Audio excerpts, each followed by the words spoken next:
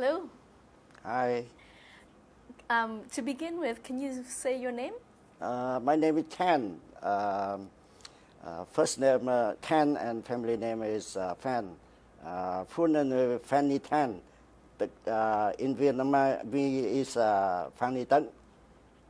And to help us understand your story, can you describe for us your life in the 1970s before the end of the war?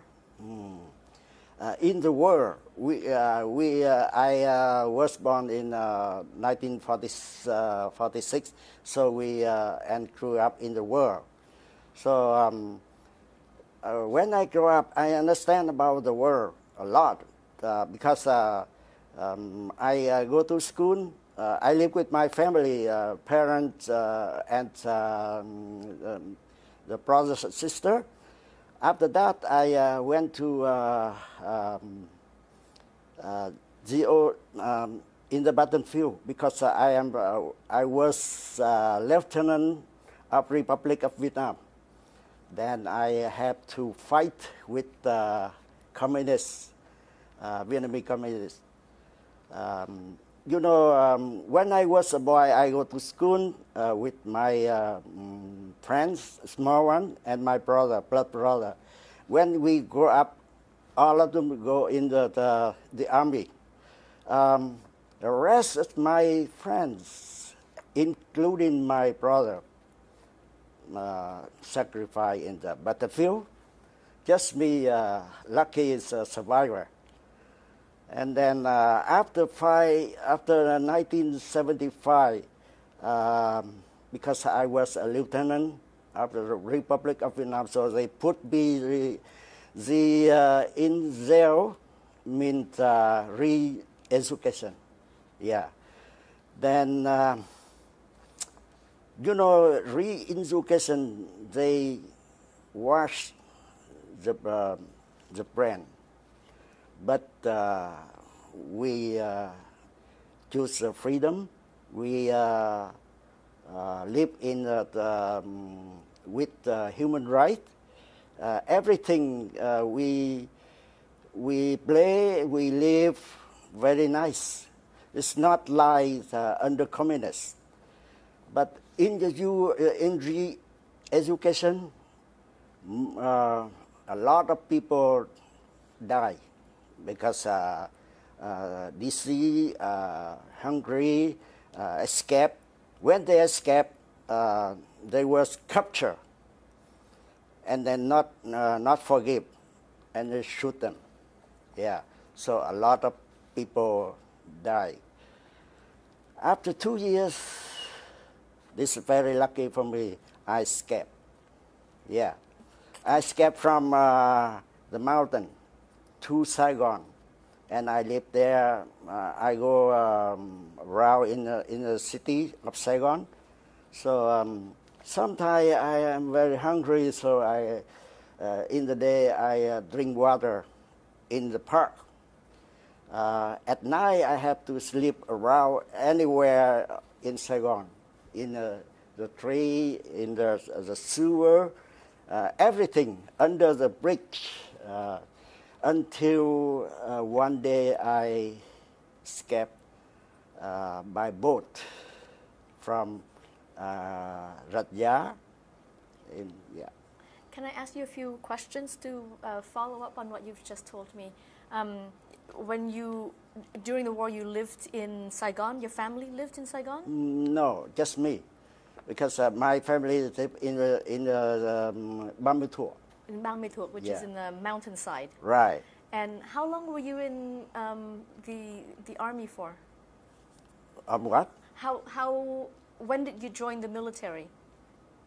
Move to where? When did you join the military? Oh, that is 1969. Yeah, then I fight until 30 April 1975. Yeah. Instead of I escaped right away, but I have to go back to my family.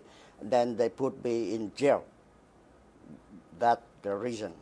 Yeah. You had a chance to escape in April 30th? No, they put me in jail for 2 years, and then I escaped, and then I lived there until the end of 1979, and then I escaped by boat. So you described a bit about the re-education camp. How did you manage to escape from the camp? Oh, that's very big story, because I have to compare a lot of way to go. But then in the afternoon until in the night, I crawl out of the jail, and then I climb up underneath of the camion. I mean the truck. Then they go. Yeah, that's very, very hard to escape, and very lucky to because God give us survivor. Yeah. So you had planned, you thought about it for a long time. Yeah. You thought of different ways to go. No, just one way from the jail, re-education in the jungle, and then go to Nha Trang, Phan, then go to Saigon at the midnight. When they stopped there in the city of Saigon, I dropped my body on the ground, and then I ran away. So the entire time you were on the bottom of the truck. Yeah, they give me a wooden. Yeah, so I lived there. I put on two lead on there, and 2 hands to keep your tire. Yeah, they run there. So you hung on with your hands. Yeah, but just half body. The rest on the wood. So it's very, very scary, you know. And the people driving the trucks, they were helping you? They know, of course they know. He knows. And then when they stop, they give me the water and a little bit food, dry food. How did you arrange for this? Huh? How did you make it? How did you make the arrangements? Arrangement? Yeah. How did you organize the? How did you communicate to the truck driver? Oh, that my how do I say it? In the army, he's my because I am lieutenant, so he's just sergeant. After 1975, he arrived to send people to re-education to raise the people. That's why then I see him is my brother in the army. So we talk about that, and then how to escape. So he agreed because he's very close with me in the army. Yeah. But at this time, he was working for the jail. Yeah, of course. Yeah, yeah. I live in the jail, and we have to do everything they want until I go. Yeah. And when you left your cell and made your way to the truck, were you chained? Were you? Did you have any no, everything is normal. My clothes is normal. It's not like this, not nice like this. Just like we live in the jungle, we live in re-education, everything's very poor. So I live there. But did you have to break a lock? Break a lock? Yeah. Oh yeah, of course. Yeah. In order to get out of your cell. Yeah. You have to. Were you handcuffed? No. Just free. Everything free. We live in there. No handcuff. No. And so you broke a lock to open the door? Oh no! I run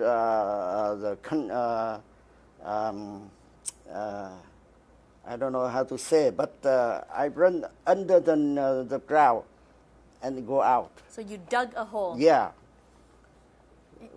How long did it take for you to dig the hole? Day by day, not right away, but day by day. After that, I cover by the grass. Were you by yourself in the cell? No, with my friend, with a lot of people. But after 2 years, we a little bit free. Go around in just around inside, and then I find out how to escape. Yeah. So you made. I use a knife just a knife, and the wooden, and day by day I make a little bit hole, and then I cover the grass by grass until in the night I escape. And other people in your cell, they saw the hole? No. It's in secret. Yeah, because it's behind the kitchen. Yeah, very close with the wall, but behind the kitchen. Yeah, it's very secret. Nobody knows. Yeah, because that very dangerous if I let someone know about that. A lot of people try to escape into jungle. They succeed, but after that they don't know how to go. They lost in the jungle, and then communists follow them and capture back to the camp, and they shoot them. Yeah. So your camp was near the jungle, yeah? Hmm? Your camp was close to the jungle? Was in the jungle. In the jungle itself? In the jungle, not close. In the jungle. Yeah. It's far about 30 kilometers from a city. Yeah. So when you got to the truck with your friend waiting, you hung on to the undercarriage of the truck. You had a platform to rest your legs. That's right. But for your upper body, you were hanging on. Yeah. But just a little out, the rest on the wooden. Yeah. Your head and your shoulders were It's suspended. very pain, very pain. Yeah. And it must have had a lot of vibration. Yeah. As a the lot. truck drove. How long was that trip to? Almost day and night. Yeah. When the driver stopped, I try to push my body inside, rest on the flat. Yeah. And then when they run, I have to keep again. Yeah.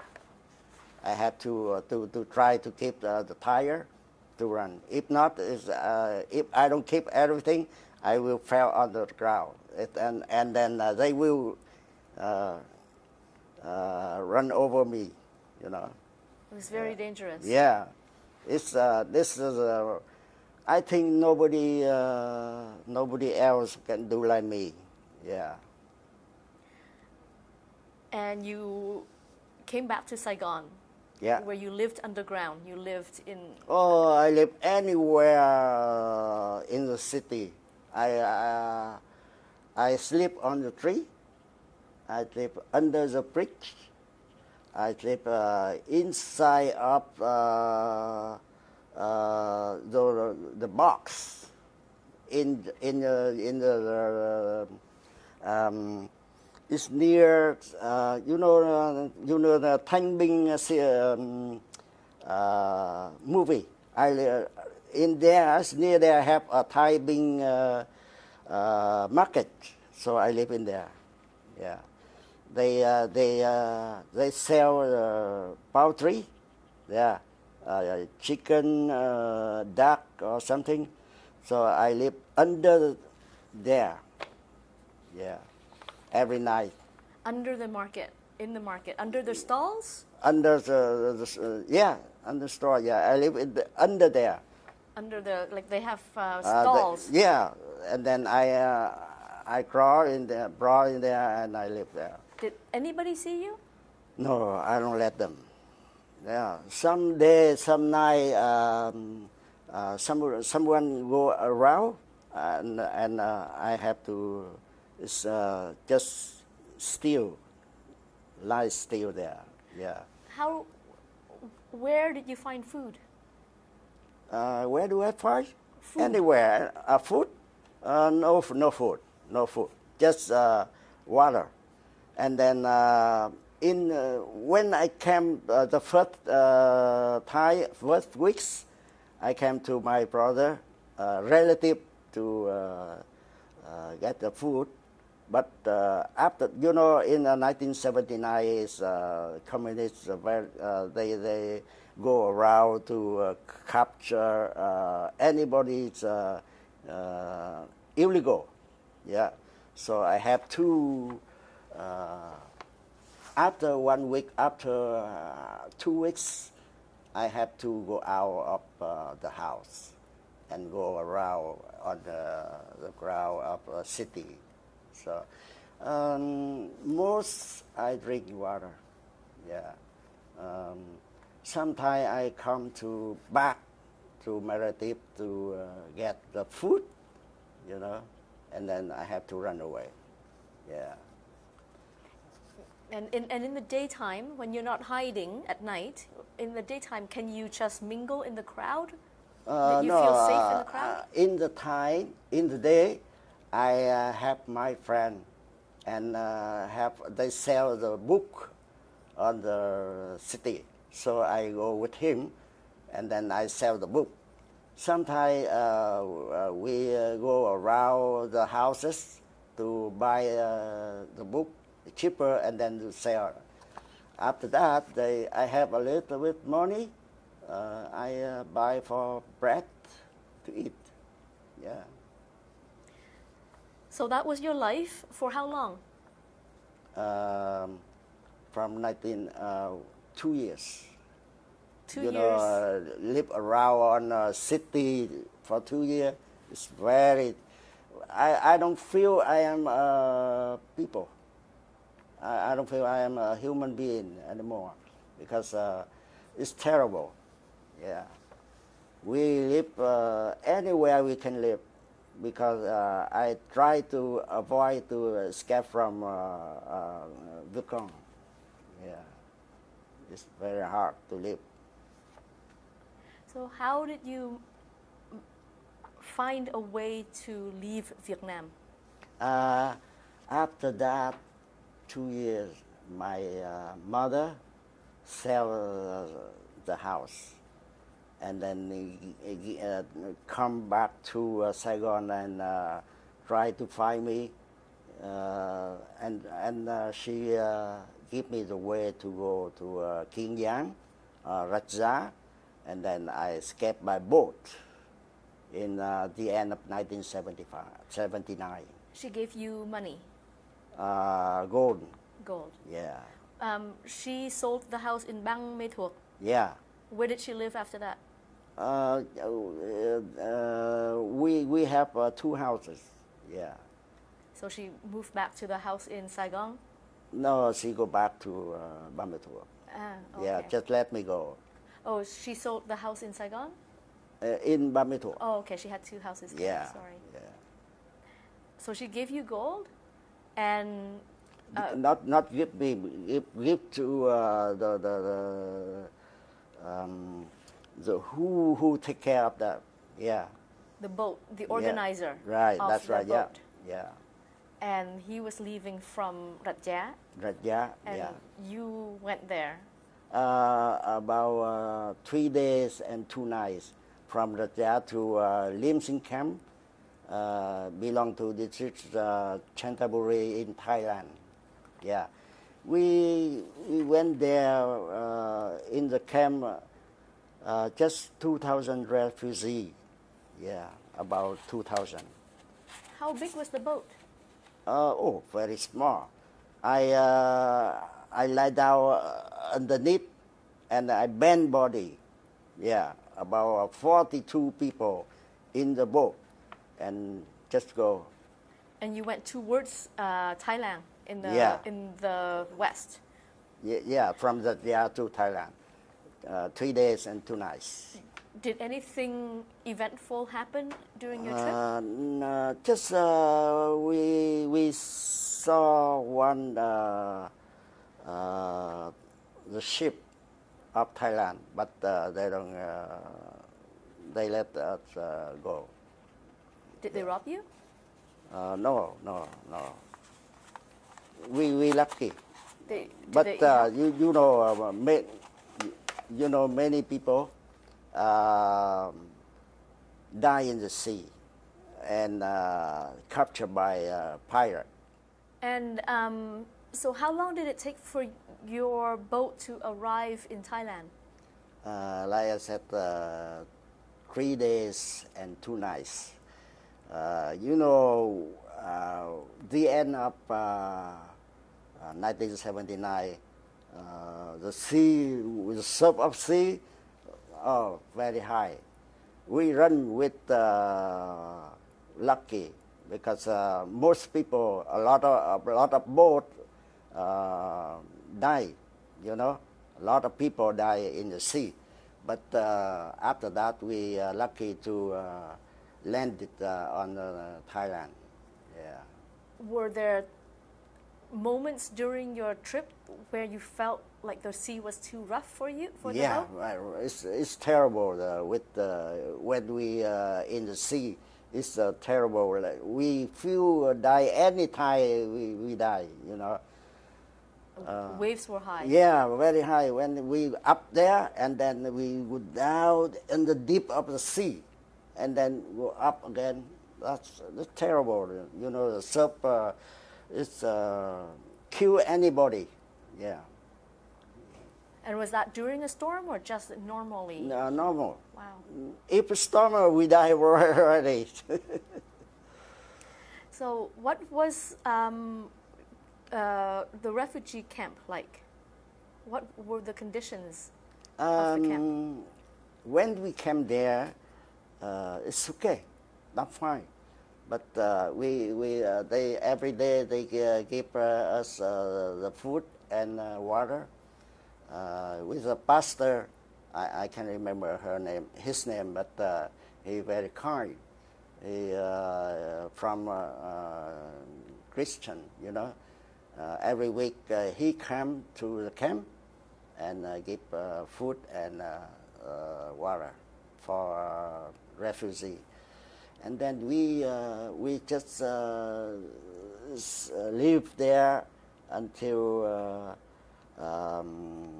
the Canada come. Yeah, Canada and anybody from on the world come to help give refugee a chance to go to another country.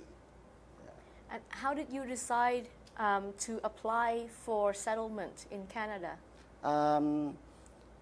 When I was a boy in high school, I learned in the book of English for Today. They said about the Niagara Falls, the Quaker people on Quebec. I feel very calm, very peace, and people Canadian very kind. So I'd like to choose Canada. Yeah. You fought with the Americans, but you did not want to go to the U.S.? I was lieutenant of Republic of Vietnam. So when I escaped to the camp, I don't feel I go to America instead of Canada because, like I said, I learned the book English for Today. I feel Canada very calm, very peace. Yeah, so I go there, and I until now I write to choose Canada. Yeah. You're right. You don't regret that decision. How did you spend your time at camp? I spent there about just 4 months. And 4 months. Yeah. what did you do in the daytime? We just go around and we do nothing. Sometimes afternoon we use the net, go in the sea to catch the fish. Yeah. In the day we do nothing, just go around. If you go to the church or the pagoda of Buddha, then that's it. Yeah. Sometimes they arrange for me and the people who know how to sing, who know how to write the music. So I go there and I sing for refugees. Yeah. You compose music. Oh yeah, I composed start from 1964 until now.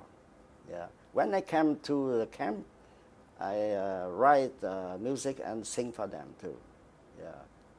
Like I write the Boat People. That's the name of the music. Yeah, Boat People. Your people know about your music. People know your music. Oh yeah, a lot. Now they call me musician. I don't say I am musician, but they call because I compose music. So I compose, write a song a lot, about over 500 songs. And so when you came to camp, were people happy to see you? They don't know me. They don't know me because it's very strange. Everybody's they don't know each other until we live and we know that. Yeah, but I just stay there for just 4 months, and then I go to Canada. Yeah. And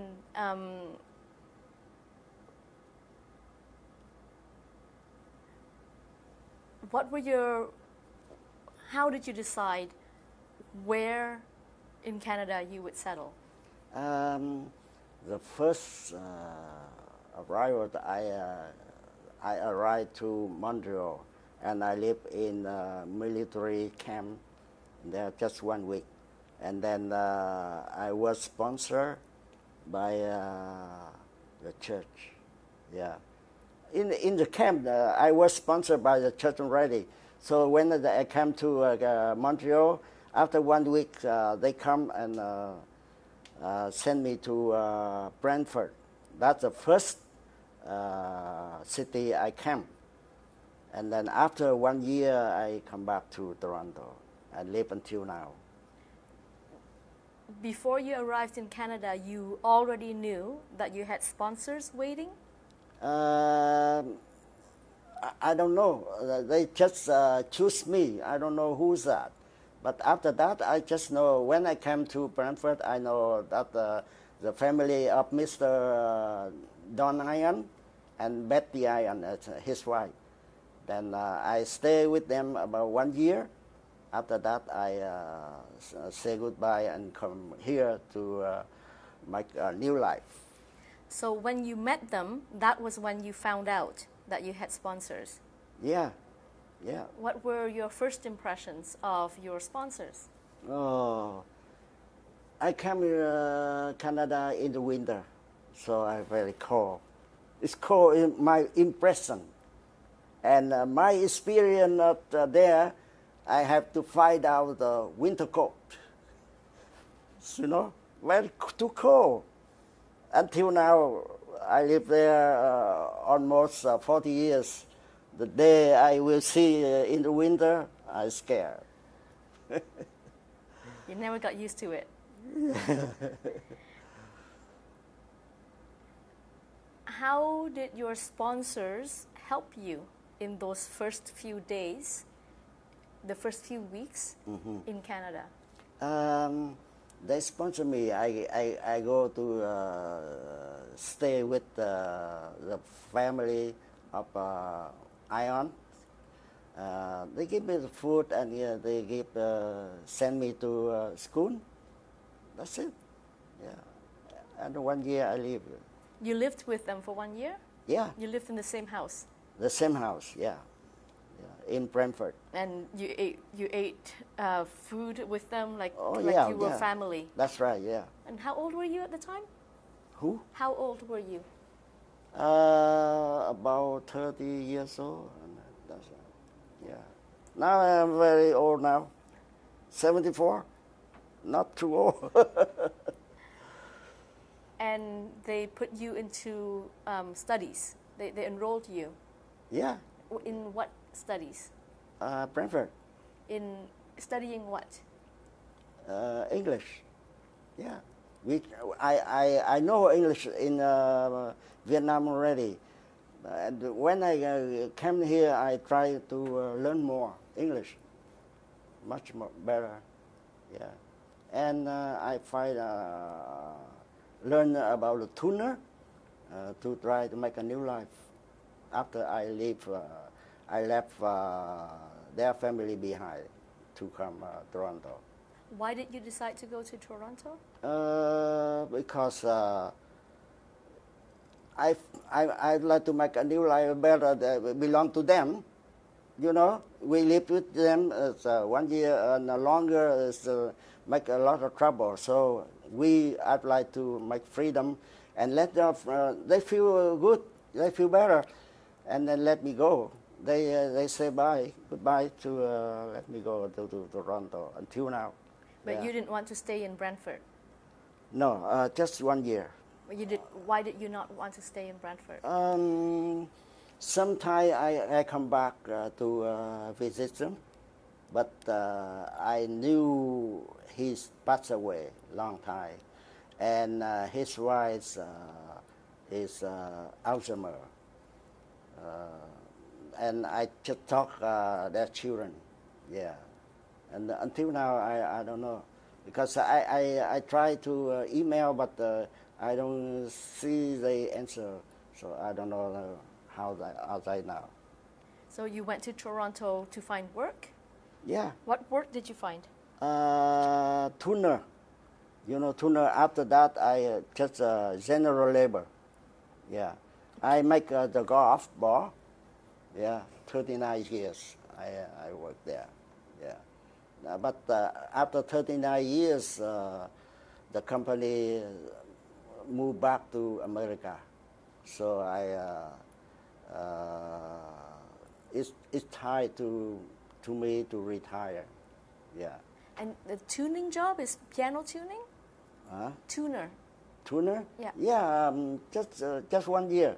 And then I feel too heavy when I bring something on the machine, too heavy for me. So I quit, and then I find another job is make golf ball. I misunderstood. Tuner is not piano tuning. Turner, you know Turner? How do I say? Tiếng Việt là gì? Thợ tiện. Thợ tiện.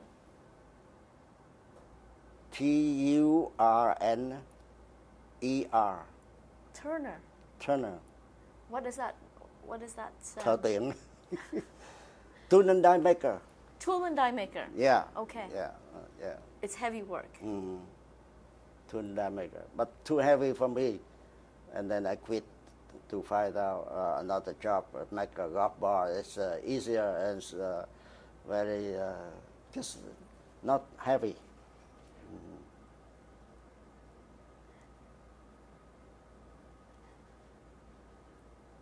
And did your sponsor help you at all after that? At that point? No, some they help me to go.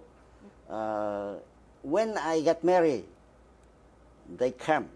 Yeah, they came and say cheer happy to me. Yeah, Mr. Ion and Mrs. Betty. Yeah, who sponsor me. Yeah. And when you were in Toronto, was there any help from the government or any settlement agencies that you received? No, not government, because when I was in the camp, I was sponsored by the church, so government helped nothing, except someone from in the camp sponsored by government. Then until they find another job, another house for them. For me, I left my sponsor, so I have to make myself. Yeah. How long did it take for you to feel settled in, that you feel at home? About 4 years. Yeah, about 4 years. Because when I left my country behind, I very missed my country and my family. So it took me about 4 years to make the calm. Spirit is a calm. And then until now, I still miss my country and my family, because I left 1979. Until now, I don't come back to my country yet. So I feel very miss them. Yeah. What helped you feel at home in Canada? Oh, that's very good. After that, I feel most when I make I have my family. I get married, and I have my son. And then after almost 40 years, I feel better than before I come to Canada, because my family is very nice now. Yeah. My wife now is 68. I'm 74. My son, he graduated 2 years ago. He is engineer, mechanical engineer. Yeah. So make my family very happy now. Yeah. When did you get married? When? 1986. Yeah. And you stayed in your golf ball job for many years. Were you also writing music? Oh yeah, I continue music, poem, culture is my second job. So in my mind, so I have to keep them, and most because the first job, that's music. So I write until now about 500 songs. Yeah. I have a lot of song, some song. So famous singer sing it. Yeah. Do you make money with those songs? No. You know, Vietnamese like Trinh Công Sơn, no money. I am not very famous like him, so I have no money. There's no royalty system. You don't make money by selling copies. No, I just when I have a book, so I take my friend back for sell them to people.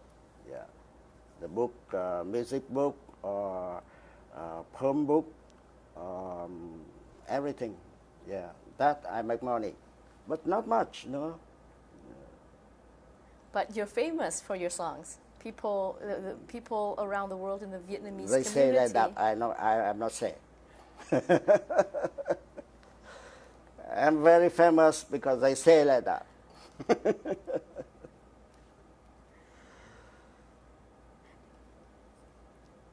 what were some of the obstacles that you faced as you settled in Canada? You say again? What are the challenges, difficulties? Challenges Or difficulties that you faced? You know, when I came to Canada, its experience is to give the contribute voice to Canada, the second homeland. Give the voice like what? Like doctor, engineer, businessman, teacher, nurse, general labor, and so on. That's the voice of refugee. I think it's very important for refugee when they give the voice to the second homeland. Yeah.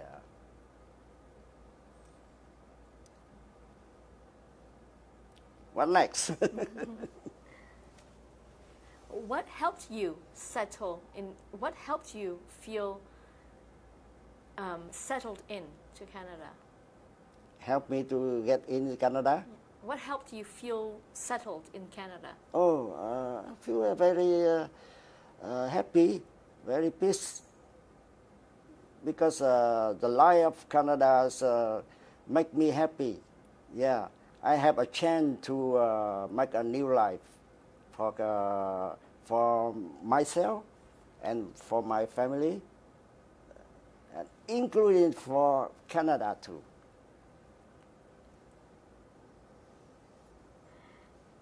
So, how do you feel about Canada's humanitarian response to the refugee crisis? I think they contribute a lot. Yeah, their skill, because refugee,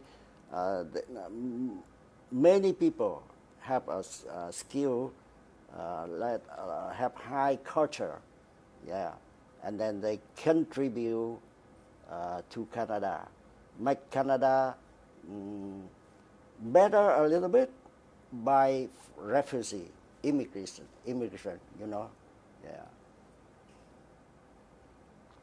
Do you talk about your experience of war and settlement and resettlement with the next generation? You know, next generation after 1975, after war. So the next generation, they make us very happy. We are so glad about them because they're very successful, like general, doctor, engineer, big businessman. You know, they make a lot of change to contribute voice to Canada, that next generation. Because we now is too old. We live we was born and grew up in the world. We don't have a lot of chance to give country up. But next generation, they live in the peace. They have a lot of chance to do it. So you are proud of the work of the younger, the younger immigrants. Yeah. Who, when you say give voice, means build the reputation. Is it the reputation of Vietnamese? Yeah. Yeah. I talk about just Vietnamese. But a lot of refugees of Laos and Cambodian or someone else, they have a chance to give Canada a big job too, you know. Like, but I just know about my people. Yeah. Yeah, the next generation very nice. Yeah, they very successful. You're proud of the contribution of the community. Yeah. Good. I think were you hoping? I mean, I was hoping to hear your music. Hoping. can we hear some of your songs? Oh yeah, sure. You know, 30 April 1975, my country collapsed, and Vietcong invaded, make people escape. You know, people escape by boat. In there, they have a ship carry on 4,000 people from Saigon to in the sea. So then I see that, I compose a song. Name is the song of Trường Xuân. Trường Xuân means long live. Yeah. So I composed that one. When did you compose that? Just after just near here. Yeah. You know, that song means carry 4,000 people on the ship from 1975 until now. The boat still run into the history, and the boat still run in my song. So I compose that and sing now. Sure. You know, 30 April 1975, my country collapsed, and Vietcong invaded, make a lot of people flee. They escaped by boat, by land in the jungle across to Thailand. In the meantime, in Saigon, in the port, have a ship carry on 4,000 people. Yeah, and then they start to there to in the sea. 4,000 there, 4,000 in the people in the sea until now. That ship is still run in the history. It's still run in into my boat, my song. So I compose the name is the song of Trường Xuân. Trường Xuân means long live. This is a song.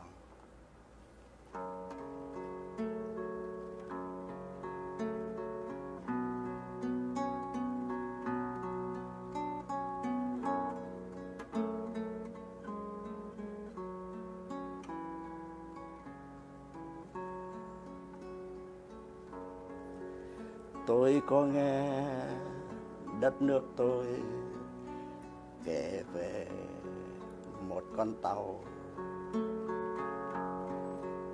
Con tàu ấy đã ra khơi, chở theo 4.000 tiếng khóc.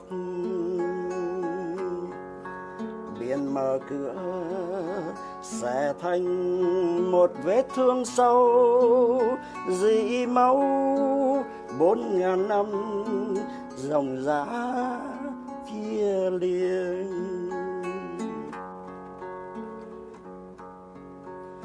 Con tàu ấy đã ra khơi, không chờ nổi một quê hương lửa cháy. Cháy quê hương níu đau thương, mẹ đứng nhìn đất cày lên nước mắt, lan tận cung cuối đất. Đất tang hoang nước kêu than, đời mất dần người khóc người trên biển lệ mênh mông.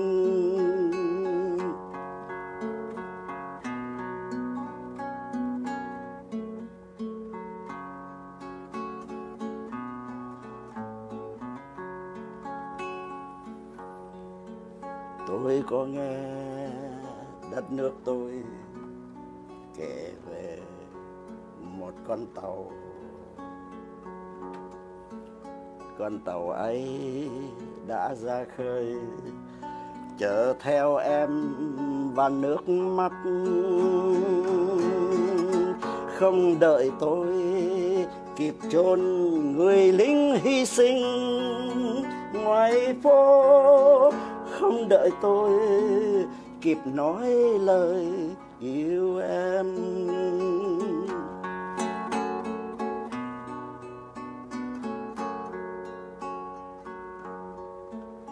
Con tàu ấy đã ra khơi, nhưng cuộc chiến còn sôi cơn lửa máu. Máu anh em, máu vong thân, mẹ đứng nhìn đất cày lên nỗi chết. Oán hờn lan cuối đất, tháng tư đen thiếu quê hương. Mẹ đứng nhìn một con tàu ra biển buôn lênh đênh.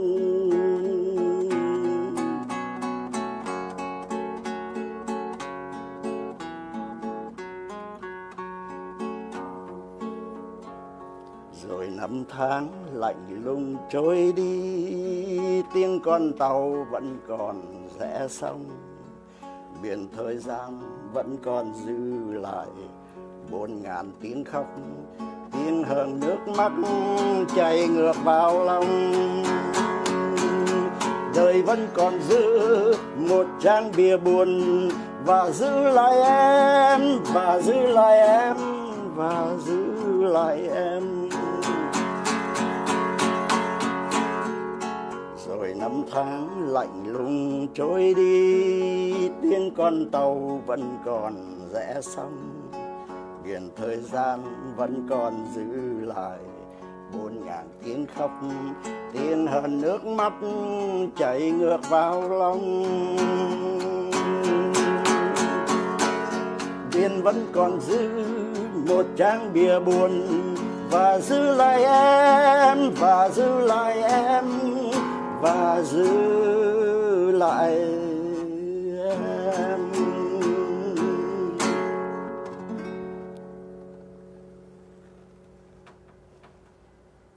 Can I ask you a follow-up question about your time in the military before the end of the war?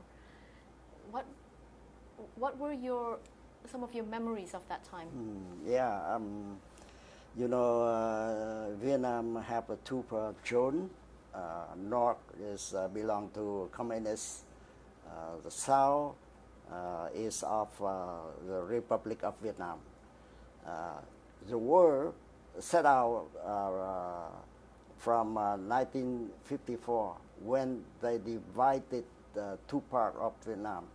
So the day the war, the bigger. A lot of people have to join the army because the country need them, you know. And then I joined in the army in the end of 1979. 69? Yeah. After I graduated from